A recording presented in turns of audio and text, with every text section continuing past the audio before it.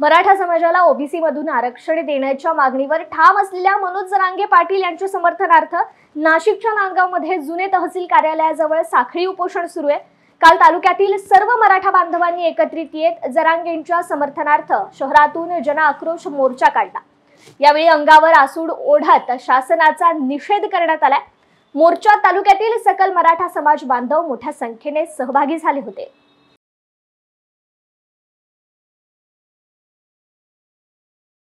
आपल्या सगळ्या मराठा समाजाला जर मोजात नसेल तर तुमच्या आमच्यात लालच आहे, धिक्कार आहे। आपण नेते बनलोय, या मराठा समाजाने आपल्याला नेते बनवलंय, या मराठा समाजाने आपल्याला नेतृत्व दिलेलं आहे आणि हे नेतृत्व करत असताना या शासनाचा आपण निषेध केला पाहिजे आणि तो निषेध असा तसा नाही झाला पाहिजे।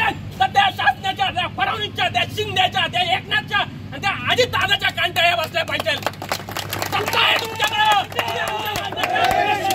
हा प्रश्न मनोज दादा जरांगे यांचं जे आंतरवाली आहे ते अमरण उपोषण चालू आहे, त्याचा आजचा 6वा दिवस आहे आणि मनोज दादा जे स्वतःच्या शरीराला ज्या अंतयातना देता आहे, या येणाऱ्या पिढीसाठी, मराठा समाजाच्या लेकरांसाठी जे कष्ट घेत आहे ते मला बघवलं गेलं नाही, म्हणून मी माझ्या स्वतःच्या अंगावर चापकानं फटके ओढून ह्या नालायक सरकारचा मी निषेध नोंदवलेला आहे।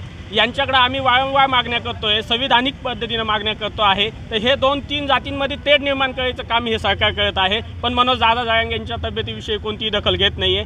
येत्या काळामध्ये जर यांना दखल घेतली नाही मनोज दादा जरांगे पाटलांची, तर आमच्या अंगावर आज मी स्वतः चापकाचे फटके घेतलेले आहे। येत्या काळामध्ये नांदगाव तालुक्यामध्ये येणाऱ्या नेत्याच्या किंवा सत्ताधारी